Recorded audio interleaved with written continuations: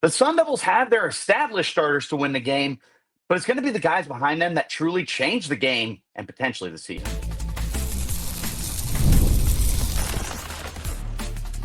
You are Locked On Sun Devils, your daily podcast on the Arizona State Sun Devils. Part of the Locked On Podcast Network, your team every day. Welcome back to the Locked On Sun Devils podcast, part of the Locked On Podcast Network, your team every day. I'm your friend, your guide, your expert, your host, Richie Bradshaw, for all things Sun Devils, from the gridiron to the hardwood and everything in between. Today's episode is brought to you by FanDuel. Right now, new customers can get $150 in bonus bets when your first $5 bet wins. On today's agenda, nice and simple, we're just taking a look at breakout candidates. First segment, got to talk about the offensive guys, each position. Defense, talking about breakout guys, each position. Then we're going to wrap it up.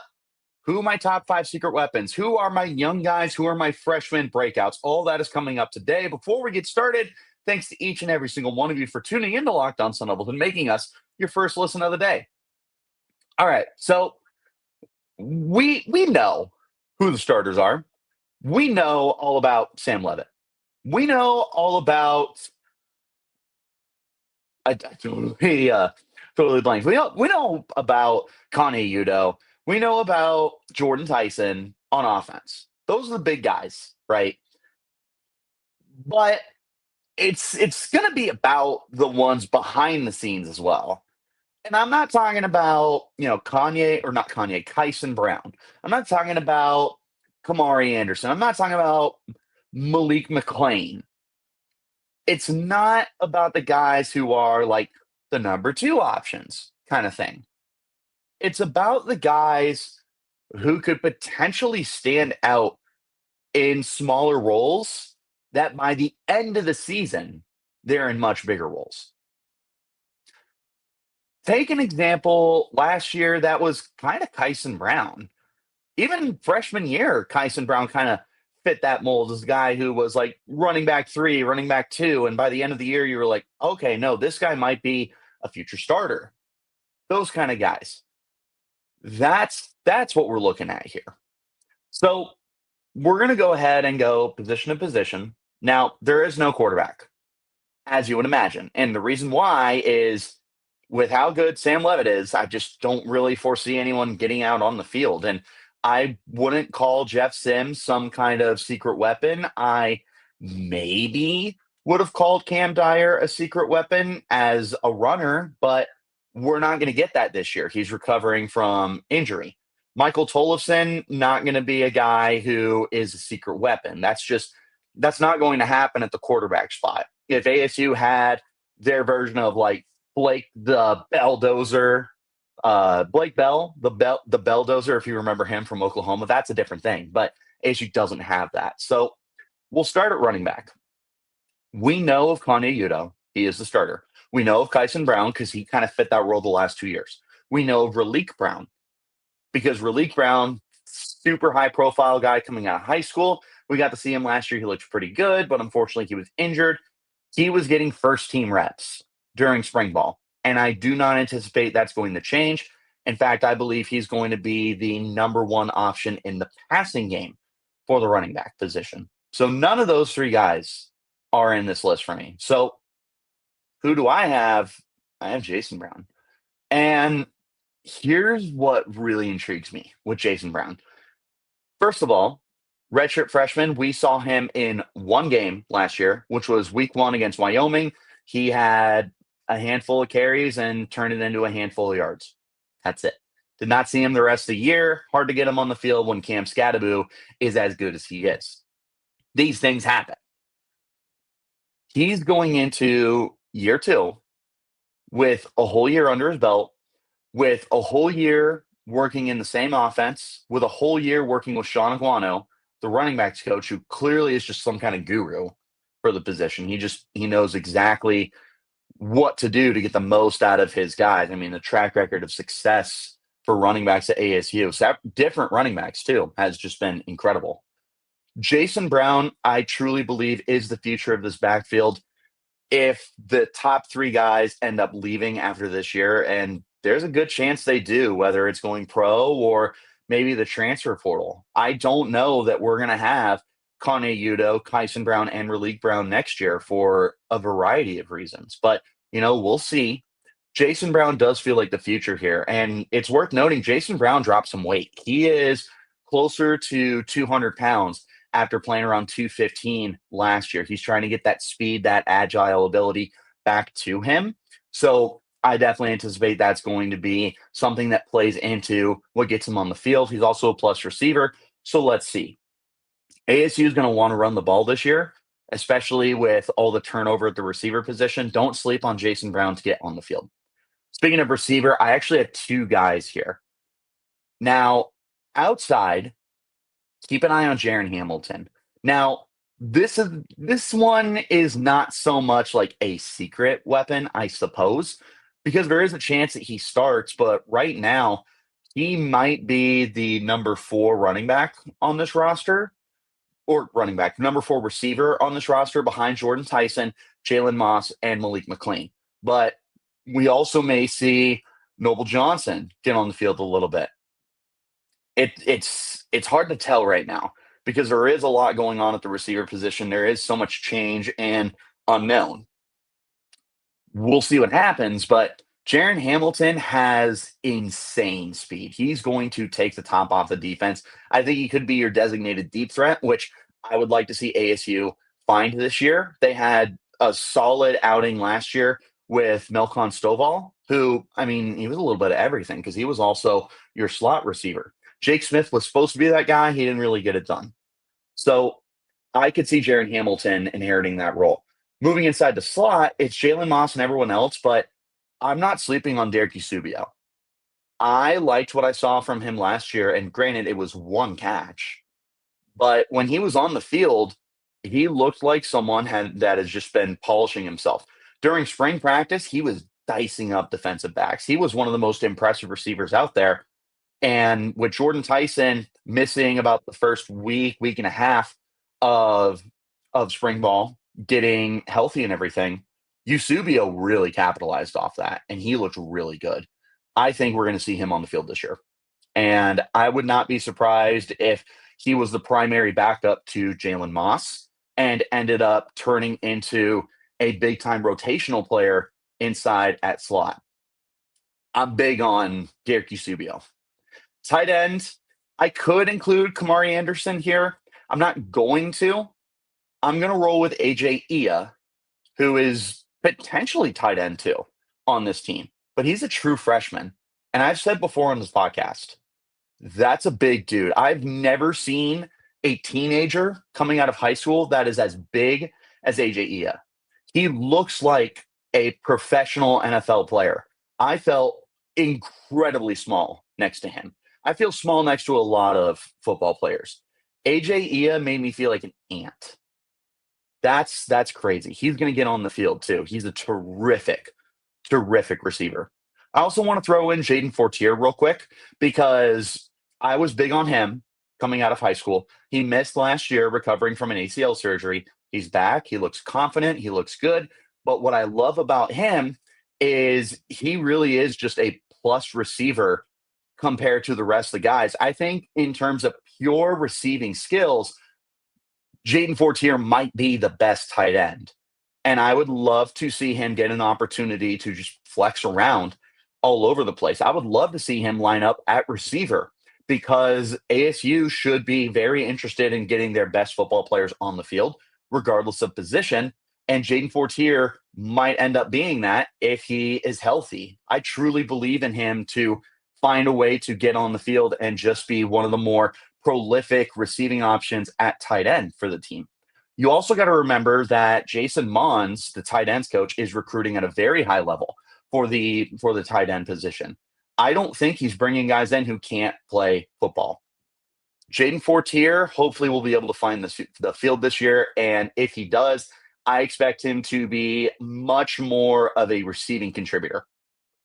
Offensive line, I was big on Jalen Klemm last year before he was injured. I'm in on Jalen Klemm again.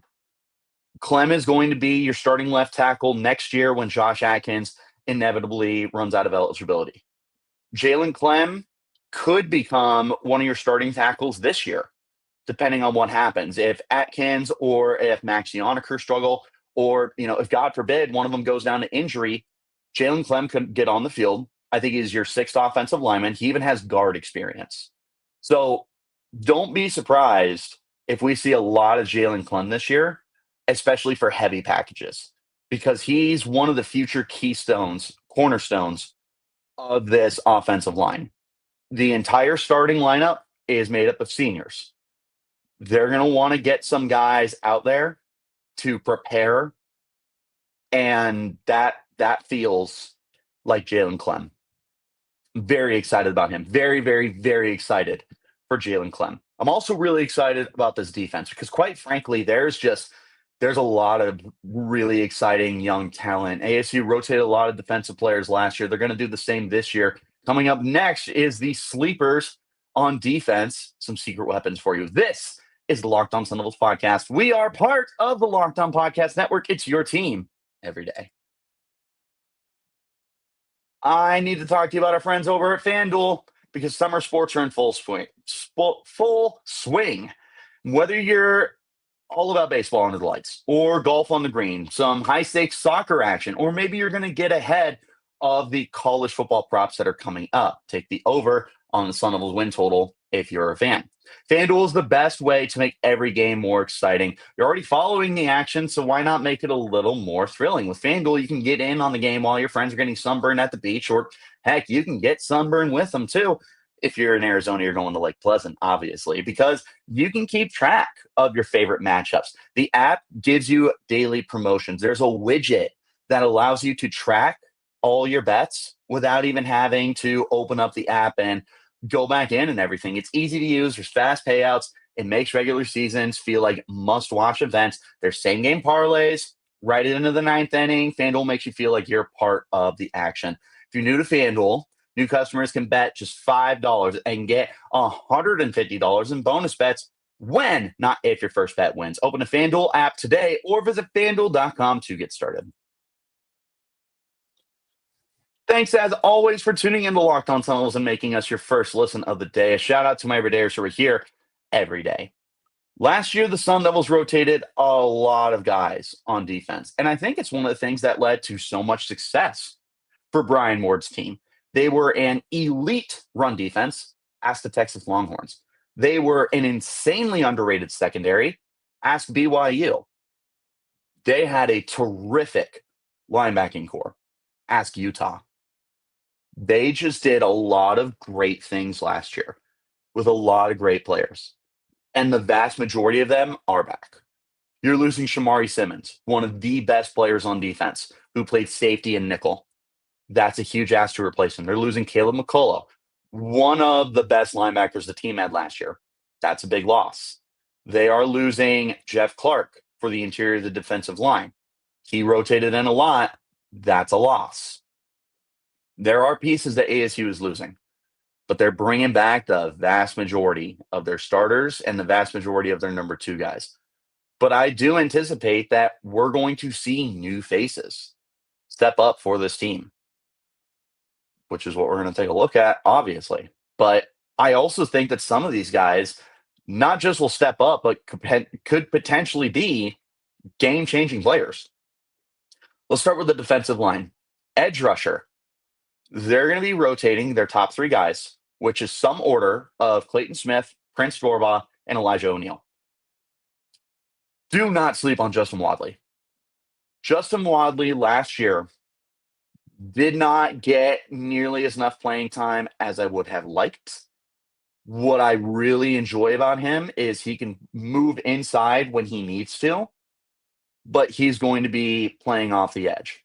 And with the way that ASU was struggling to generate sacks last year, I think we're going to end up seeing defensive coordinator Brian Ward just try to dial up all sorts of new stuff, find ways to get players on the field, get a little more creative with the way that things are going on.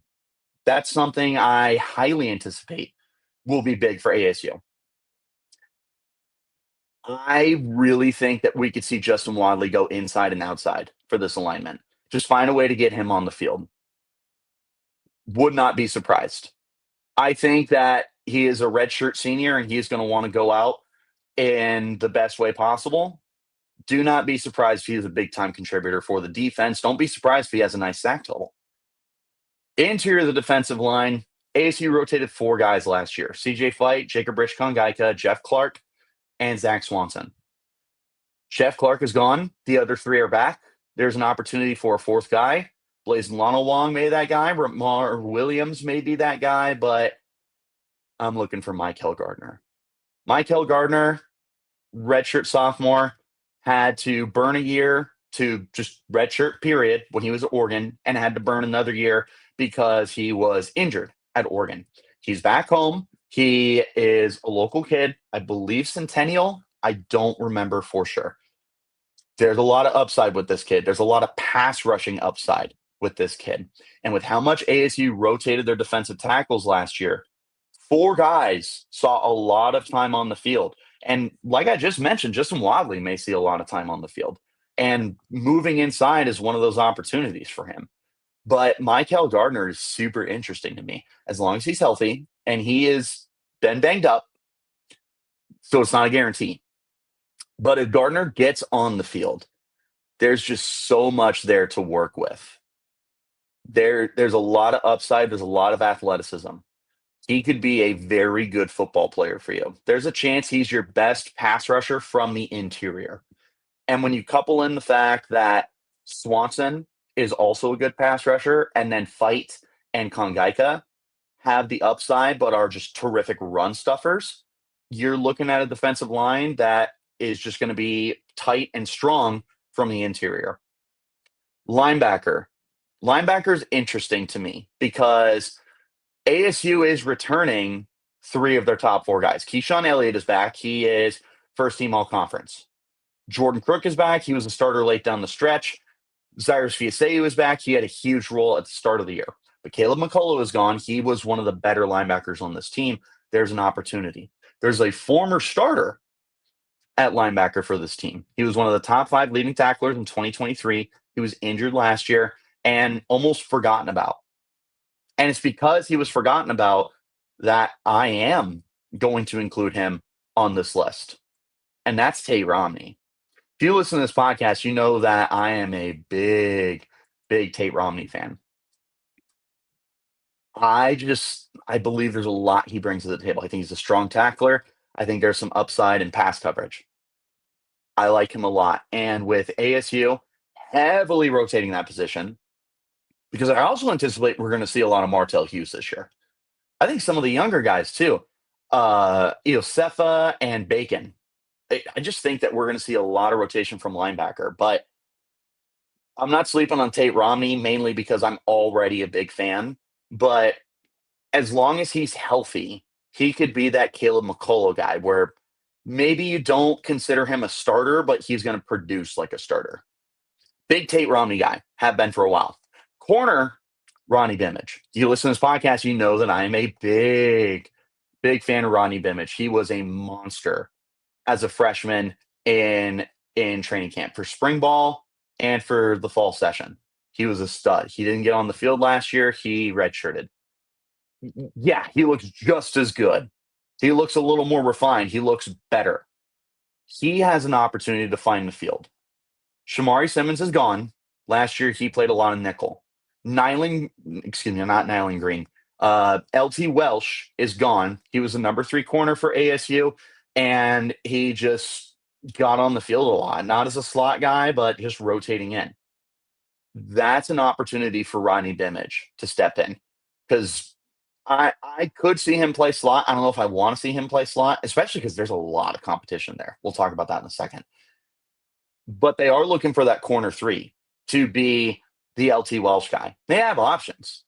You do have Nyland Green, who is transferring in from Purdue. He has a great opportunity to inherit that role. He should probably be the front runner for that role. Kendrick Breedlove, his teammate at Purdue, is going to compete for the starting slot role, and he's going to be on the field a lot. But Rodney Bimage, very interesting to me. Not as the slot guy, but as that corner 3 guy, as that LT Welsh, as the guy who rotates, who gets on the field, and creates turnovers. Rodney Bimage, man. If and when Keith Abney and Jaren Robinson eventually go pro, they could leave after this year. They're both not redshirt, excuse me. They're both juniors. They could stay one more year. Bimage is going to find the field one way or another, and he's going to be a starter at some point in time. This is going to be a big year for him. Safety, and I am including nickel as well here. We talked about Kendrick Breedlove. There's a chance he's the starter, but don't sleep on Adrian Wilson, Boogie Wilson, whichever you want to call him, and Montana Warren. Montana Warren did not get on the field very much as a freshman. He was injured. Last year, he got to see the field a little bit more, and down the stretch, he definitely was able to step up. Unfortunately, a lot of people are going to remember the first drive in the Peach Bowl, 2 plays that Texas went down the field, and Montana got absolutely toasted on that drive. But after that, he played a very good game. And there's just a lot of versatility he brings to be playing in the front 7, to be playing back end at safety. And I love him to be a Shamari Simmons player as a safety nickel hybrid for the team. But I also like Boogie Wilson a lot. I really like Adrian Wilson. Keep an eye on him. I would not be surprised if we end up seeing ASU have a committee approach to that nickel position, to that third safety position that Shamari Simmons left behind, because Shamari was a beast. I think a lot of people underrate how good he was for Arizona State. Big fan of the way that the secondary is going to look, especially because they have their 4 starters back with Robinson and Abney at corner, and you still have Xavion Alford, who we're talking to very soon, by the way. So make sure you have notifications on so you don't miss that episode. And Miles Rouser, Ghost Rouser. They got all that back, but the guys behind them look pretty good as well. Love what they got going on defense. You want to talk about the sleepers, the secret weapons? Take your pick of the litter on defense. You're not going to have a incorrect option.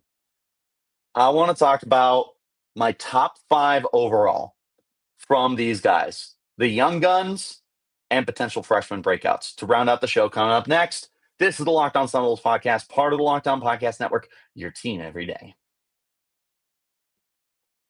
And again, thank you all so much for tuning in to Locked On Sun Devils to make this your first listen of the day. Shout out to my everydayers who are here every day.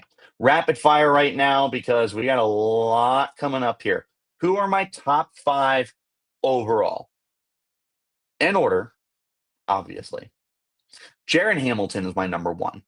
I don't know that he is your slot receiver, but I do know that he might be the fastest player on the team, and I do know that he is going to be one of the guys in line for potentially the number 1 speedster role, the number 1 deep threat. Sam Levitt has an arm. He can throw that thing down the field. Jordan Tyson can beat guys deep. Malik McClain can beat guys deep. Jaren Hamilton is that guy who will beat guys deep. That is the strength of his game. He's going to be good. He is going to be good. Number 2, AJ Ia. I am really hoping, and I'm requesting that the Sun Devils use the tight end a lot more this year compared to previous years. I just don't think that ASU has properly used the guys that Jason Mons has brought in recruiting. It's time to get those guys on the field. And AJ Ia looks ready to go as a true freshman. If ASU does incorporate the tight end this year, and there's a very good chance they do because of all the changes that's going on to receiver, don't be surprised if you end up seeing a guy like AJ Ia really break out. And I do think that's going to happen. I do. Number 3, Jalen Klemm, because ASU, if they need their 6th offensive lineman, Klemm's that guy. If someone, God forbid, gets injured, Klemm can step into 4 of the 5 roles. He has right side experience. He's got left side experience. He's the future left tackle. He has played guard. He's my number 3. Number 4, Rodney Bimage. Bimage has a great opportunity to inherit a massive role for the team. He is an eventual starter. I would not be surprised if he has that corner 3 role that LT Welsh had last year, but even bigger. I I love the potential, the upside that we could be seeing from Bimage this year. And number 5, it's a tie between Adrian Wilson, Montana Warren, because they're going to be looking at the same kind of role, which is why I have them both together. They could be that safety nickel hybrid kind of position for the team. I think they bring some different skills because I think that Adrian Wilson has better coverage upside, while Montana Warren has better thumper and what's it called? Run support upside. There's things that they each bring to the table. Kendrick Breedlove is probably the favorite to be the starter. I already said I could see a approach for the team that turns into a committee. Those 3 are going to be hard to keep off the field entirely. And Wilson and Warren, they're going to find their ways onto the field one way or another. It might be the dime package where they're looking to get a 4th guy out there and potentially play the linebacker spot. They're going to find him out there. They're going to rotate with Alford and Rouser to make sure that they stay fresh and healthy. They will get on the field. All right. Some youngsters I'm looking forward to here. I already mentioned Jason Brown. I won't go into detail with him. I mentioned Jaden Fortier. I won't go into detail on him. I mentioned My'Keil Gardner. I won't go into detail on him. Those 3 could see big-time roles for ASU. I'm also keeping an eye out on the Helton brothers, Brent Helton and Wade Helton. They're transferring in from Iowa State. They have experience playing center and guard. If something does not go right, because Ben Coleman moved to center this year, and from what I've seen, there are people that are hoping that he's going to commit to center for the future for his potential NFL career. But if it doesn't work out, you just put him back to left guard where he was a stud, and one of the Helton brothers can plug in. And then next year, when Coleman and Kyle Scott and Jimeno Abigbo, the interior guys, are inevitable yawn, both of them could potentially start. So we'll see how they fit into the equation this year, because there's no guarantees that we see them, especially if the 5 starting guys just look good. But if they do need to rotate guys in, keep an eye out on the Helton brothers. There's a good opportunity for them to be key cogs of the future for the Sun Devils. Very interested with them. Few freshmen I want to throw out as we wrap this up. Demarius Robinson.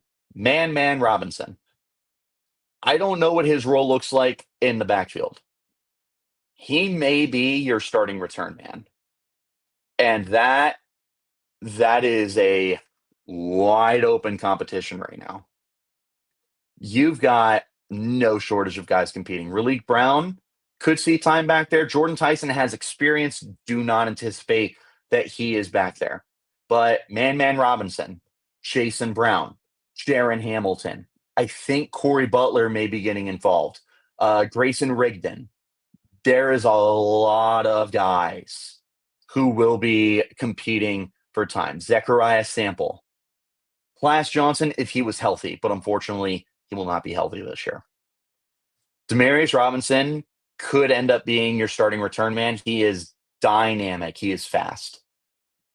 He has an opportunity to be the starting return man, but to also be a game breaker. Last year, Jake Smith was the primary return man for the team. He was fine. Previous years, they've had guys like DJ Taylor who had upside, but were just insanely inconsistent. It feels like it's been almost 2 decades since ASU has had elite return skills from guys like Rashard Ross. Maybe Demarius Robinson brings that to the table for them. Corey Butler, speaking of the young guys, I think there's a chance for him to get on the field.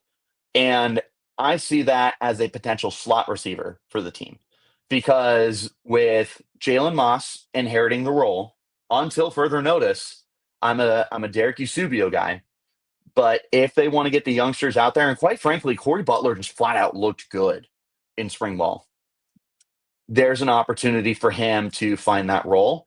And with the uncertainty at receiver, they may just be rotating guys in to see what works and doesn't work. Corey Butler should have an opportunity to advertise himself as someone who works.